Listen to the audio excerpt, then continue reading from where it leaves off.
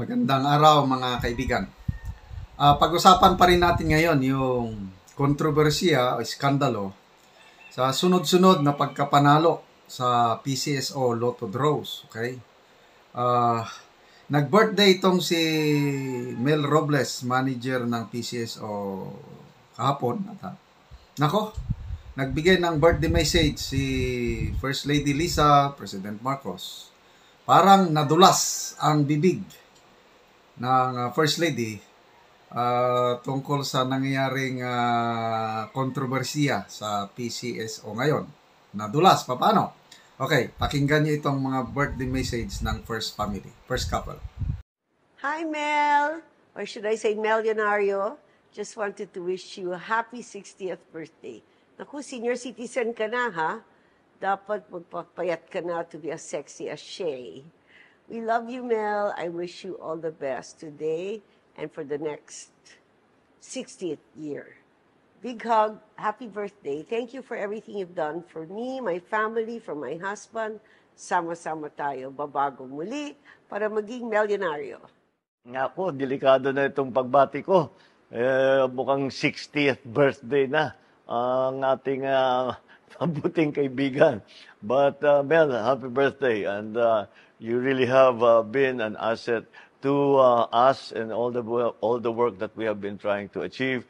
And mabuti naman, it's good to have somebody who has common sense. At alam mo naman, kung minsan mga kasama natin masyadong malayo ang pag-iisip, mabuti may isa tayong kausap kagaya mo na nangunawaan ang buhay ng pangkaraniwan ng Pilipino and continue to work for the betterment of that life. So, well worth the 6 years. Wag mo nang isipin, wag mong tatanggapin yung yung senior citizens card mo. Hindi ka magiging 60. Happy birthday, Mel.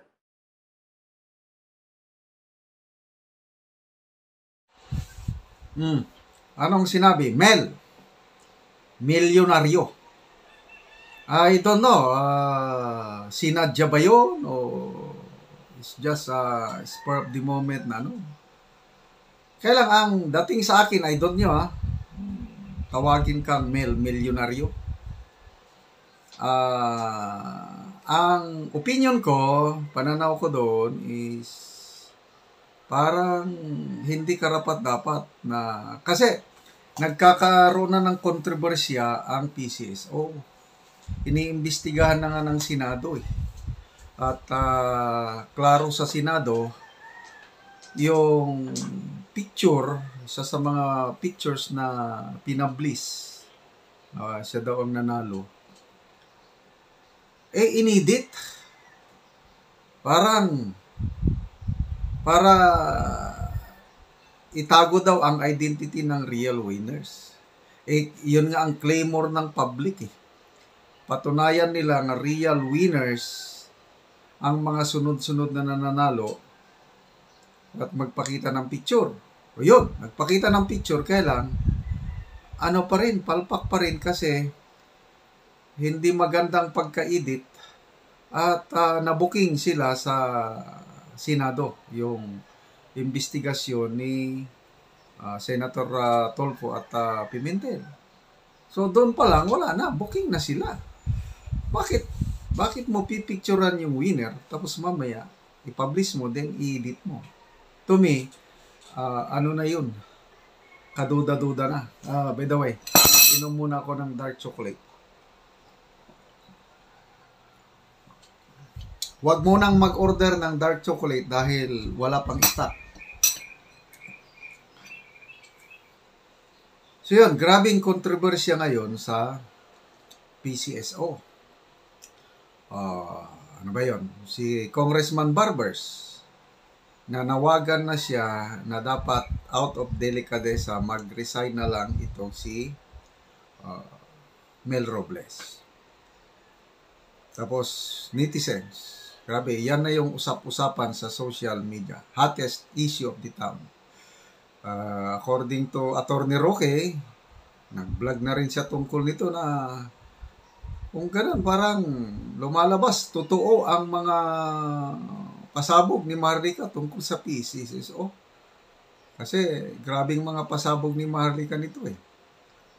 Dinadala na kung saang lugar yung mga pera ng PCSO. According to Maharlika. Tapos, nasa kalagitnaan ng ganyang kontrobersya, mag-birthday ang general manager, bonggang-bonggang birthday sa Malacanang, ata, yes, yun, tinawag pa siya na Mel Milyonaryo. So, to me, sana hindi na lang tinawag siya nga milyonaryo dahil iba ang dating. Sino ang magiging milyonaryo?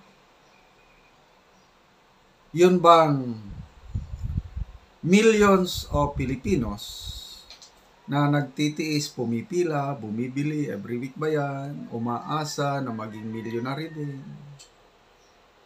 Sila ba ang magiging milyonaryo?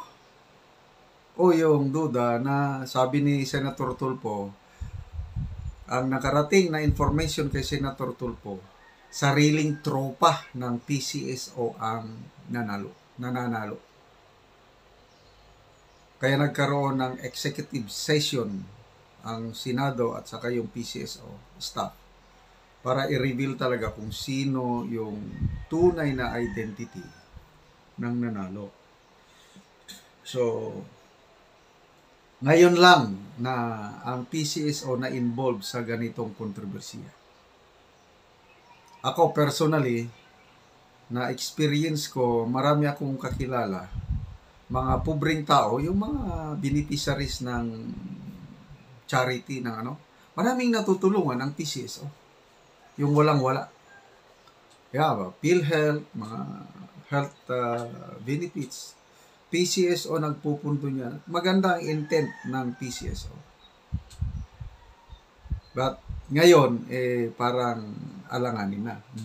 Sabi ni First Lady Lisa, sama-sama tayo babangon muli. So, sino bang babangon? Kumusta ang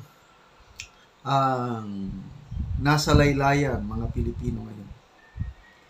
Ang mga surveys sasabi na pahirap ng pahirap ang buhay ng mga Pilipino.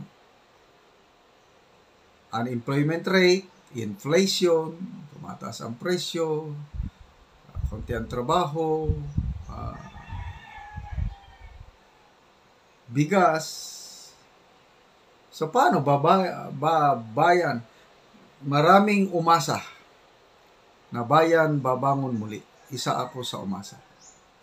But I'm sorry to say, ang aking observation is hindi po bumabangon ang bayan. Mangilan-ilan lang ang Pero kung yung mga negosyante bumabangon, kailan hindi inclusive yung pagbangon. So, ang bumabangon, itong mga nananalo sa loto, ay grabe. 600 million in less than a month.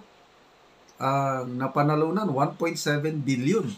First time na nangyari po yun. Grabe. Ito, yung message ni PBBM, sabi niya na you are an asset to the government. I'm sorry, itong si Mel Robles, lalong unang iskandalo, yung kaupo pa lang niya, yung ilan yung nanalo? 433,000, 433 winners. First time din yung nangyari. Hukus-pukus. Sabi nga ni Congressman Babas, very mathematically improbable. Parang nagkakaroon na, there's a magic nangyayari sa PCSO. So yung 433 winners, sinasabi, imbestigan sa Kongreso. Walang nangyari. Ito, naulit na naman. Itong sunod-sunod na nananalo, mabuti na lang at ang Senado Kaya pasalamat tayo kay Senator Tulfo and Senator Pimentel at nasimulan na ng investigasyon. Sana magbunga ito ng maganda at sana matigil na. Kasi ang biktima, ang mga millions. Ako, minsan lang ako tumaya ng loto. That was 2009 or 2010 nung na-assign ako sa Mindoro. Kasi yung jackpot umabot na ata ng ilan? 600 o 700 million. Tumaya yung aking brigade commander. Tumaya na rin ako. First time kong pagtaya ng loto. After that, wala na. But then, maraming Pilipino talagang umaasa. At mangilan-ilan na rin mga maswerte at nanalo. At yun, gumanda ang buhay. But ang mas maganda yung proceeds o yung income ng PCSO na itutulong sa mga nangangailangan, sa mga nagkakasakit, I think educational assistance, maraming ano. So, ulitin ko, maganda po ang intention pag-create ng PCSO. I believe na simula ng PCSO panahon ni President Marcos Sr. Kaya, pagpatuloy ang PCSO, kailan dapat ihinto na itong mga ganito? So, to me, I'm sorry na Mel Robles is not an asset to the government. Maraming nananawagan na mag-resign na siya, but basing from these messages ng Presidente at ang First Lady, hindi siya tatanggalin. Stay put siya dyan. Huwag na po tayong umasa na tatanggalin siya. Okay? Anyway, sana yung root cause nito, love of money. Tayong lahat po, hindi ligtas sa temptation yung love of money. Love of money is the root of all evil. Sabi ng Bible, you cannot serve two masters. It's either God or money. So there was a time na I'm serving money dahil grabe yung ambition ko na yumaman. Yung pala, ang Diyos ko yung pera. But then I repented of my sins. Naniwala ako sa Ebanghelyo ng Panginoong Hesus, yung ABC. A, I accepted that I am a sinner. B, believe, naniwala ako,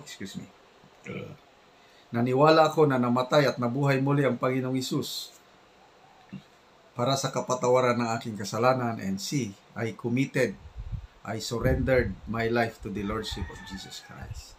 So dahil sa Diyos, Panginoon, Holy Spirit na nasa buhay ko, yun na yung nagtatanggal sa greediness, yung love of money. At ang pumalit is love of God and love of fellow men.